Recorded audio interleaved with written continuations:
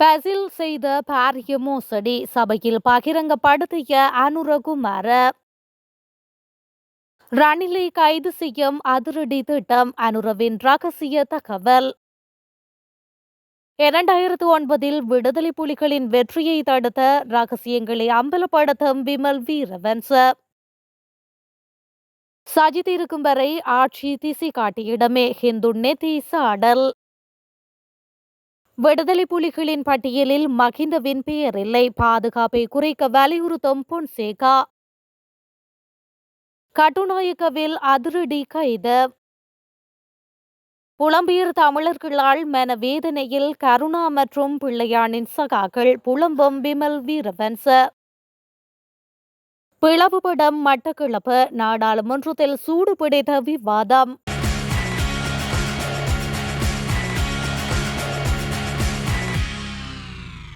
முன்னாள் ஜனாதிபதி ரணிலை கைது செய்வது தொடர்பில் ரகசிய தகவல் ஒன்றை ஜனாதிபதி அனுரகுமார திசாநாயக்க வெளியிட்டுள்ளார்.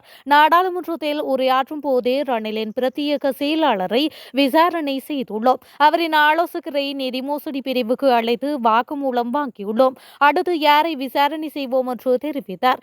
ஜனாதிபதி குறித்த கருத்து மூலம் மறைமுகமாக முன்னாள் ஜனாதிபதி ரணில் விக்ரமசிங்கவை கைது செய்வதை குறிப்பிட்டுள்ளார் என தெரிவிக்கப்படுகின்றது. அத்துடன் முன்னாள் கடற்படை தளபதியை கைது செய்த போது புலம்பெயர் தமிழர்களின் தேவைக்காக கைது செய்யப்பட்டதாக பத்திரிகையாளர் மாநாடுகளை நடத்தியிருந்தனர். அதுவல்ல உண்மை. நீதிமன்றத்தில் அளிக்கப்பட்ட தீர்ப்பின் பின்னரே அவர் கைது செய்யப்பட்டார். எமது நாட்டில் நீதி அனைவருக்கும் சமமானது என்று அனுர மேலும் தெரிவித்துள்ளார். தவறு செய்தவர்கள் அவற்றை ஒரு செய்தியாகவே பார்க்கின்றனர். ஆனால் தவறு செய்தவர்களுக்கு தெரியும் சட்டம் எவ்வாறு செயல்படும் என்று என அவர் மேலும் குறிப்பிட்டுள்ளார். விடுதலை புலிகளின் கொலை பட்டியலில் கூட முன்னாள் ஜனாதிபதி மஹிந்த ராஜபக்ஷவின் பெயர் இருக்கவில்லை. புலிகள் என் மீதே தாக்குதல் நடத்தினார்கள். மஹிந்தவுக்கு தற்போது வழங்கப்பட்டிருக்கும் 60 பேர் கொண்ட பாதுகாப்பு ஏற்பாடானது மிகவும் அதிகமாகும். அவரின் பாதுகாப்பு படையணியை 30 பேரை கொண்டதாக குறைக்க வேண்டும் என்று ஃபீல்டு மார்ஷல் சரத் பொன்சேகா வலியுறுத்தியுள்ளார். இது தொடர்பில் ஊடகங்களிடம் அவர் மேலும் தெரிவிக்கையில், மஹிந்தவுக்கு பாதுகாப்பு குறைக்கப்பட்டுள்ளதாக ஸ்ரீலங்கா பொதுஜன பெரமுனவினர் கூறுகின்றனர். ஆனால் தற்பொழுது அவருக்கு வழங்கப்பட்டுள்ள பாதுகாப்பு கூட மிகவும் அதிகம் என்றே நான் கூறுவேன். பயங்கரவாதத்தை தோற்கடிக்க தலைமைத்துவம் வழங்கினார் என்பதற்காக மஹிந்த மீது புலிகள் ஒருபோதும் தாக்குதல் நடாத்தவில்லை. தாக்குதல் நடாத்துவதற்கு முயற்சியும் எடுக்கவில்லை. புலிகளின் கொலைப்பட்டியலில் கூட மஹிந்தவின் பெயர் இருக்கவில்லை. புலிகள் என் மீதே தாக்குதல் நடாத்தினார்கள். போர் தொடங்கும் முன்பே என் மீது தாக்குதல் நடாத்தினர். மஹிந்த வைத்திருந்த பாதுகாப்பு பிரிவில் அரைவாசி பேர் மனைவி கடைக்கு செல்லும் போது பாதுகாப்பு வழங்குவதற்கும் பிள்ளைகள் விளையாடுவதற்கு பாதுகாப்பு வழங்குவதற்குமே பயன்படுத்தப்பட்டனர். இது வெறும் பகட்டு பாதுகாப்பு அச்சுறுத்தல் இல்லாமல் எதற்கு மஹிந்தவுக்கு இத்தனை பாதுகாப்பு? நன்கு பயிற்சி வழங்கப்பட்ட 30 பேர் மஹிந்தவின் பாதுகாப்புக்கு போதும்.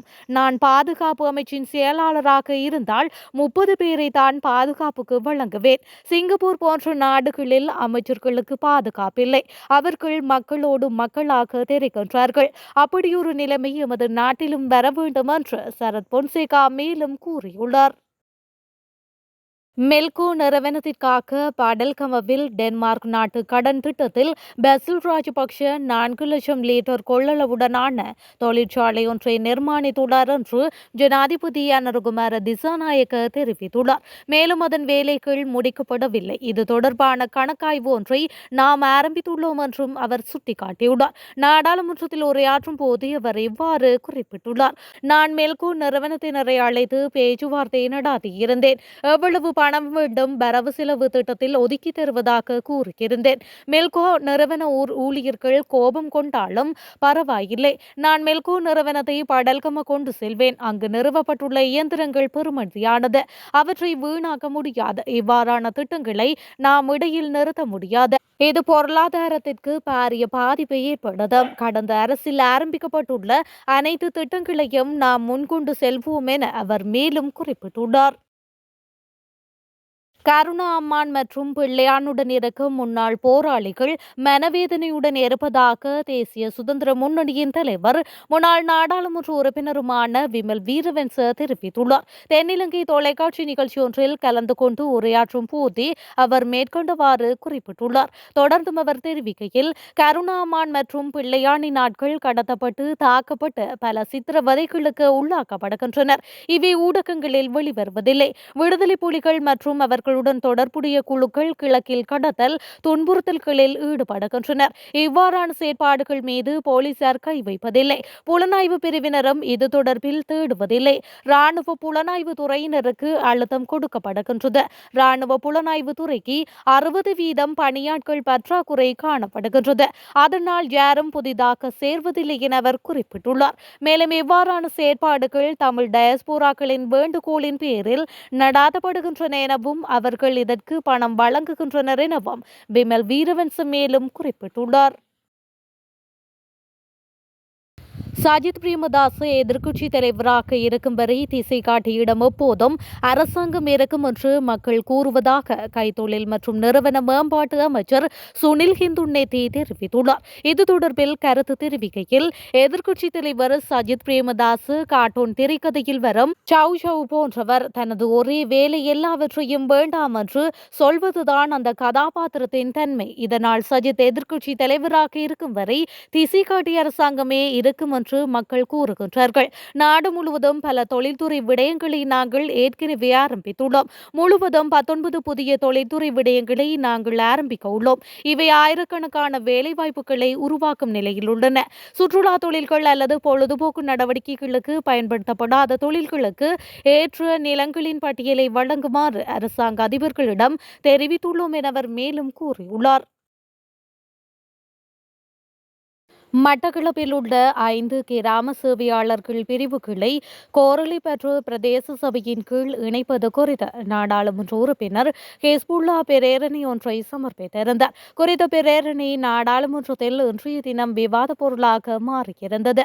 நாடாளுமன்ற உறுப்பினர் ஹிஸ்புல்லா உரையாற்றுகையில், மட்டக்களப்பில் வசிக்கும் ஒருவருக்கு பிரச்சினை ஏற்பட்டால் அவர் ஒரு பிரதேச சபையை நாடுவதில் குழப்ப நிலை இருப்பதாக தெரிவித்துள்ளார்.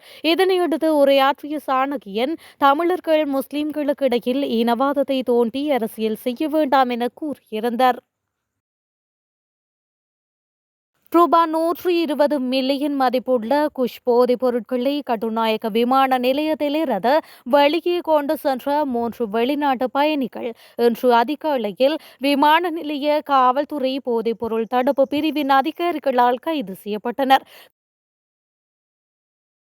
விடுதலை புலிகளுக்கு 2006 மற்றும் 2007 ஆண்டுகளின் ஆரம்பத்தில் வந்த ஆயுத கப்பல்கள் மற்றும் மிதக்கும் ஆயுத களஞ்சியங்கள் இலங்கை கடற்படையால் அளிக்கப்படவில்லை என்றால் விடுதலை புலிகளின் உக்கிர தாக்குதலுக்கு இலங்கை தரைப்படைக்கு முகம் கொடுக்க முடியாமல் போயிருக்கும் என்று முன்னாள் அமைச்சர் விமல் வீரவன்ச தெரிவித்துள்ளார். தொலைக்காட்சி நிகழ்ச்சி ஒன்றில் கலந்து கொண்டு கருத்து தெரிவிக்கும் போதே அவர் மேற்கண்டவாறு குறிப்பிட்டுள்ளார். தொடர்ந்தும் அவர் தெரிவிக்கையில், ஆயுத கப்பல்களில் இருந்து நவீன ஆயுதங்கள் கரைக்கு கொண்டு வரப்பட்டு புலிகளின் கைகளுக்கு கிடைத்திருந்தால் இறுதி போர் நமக்கு சாதகமாக இருந்திருக்குமா?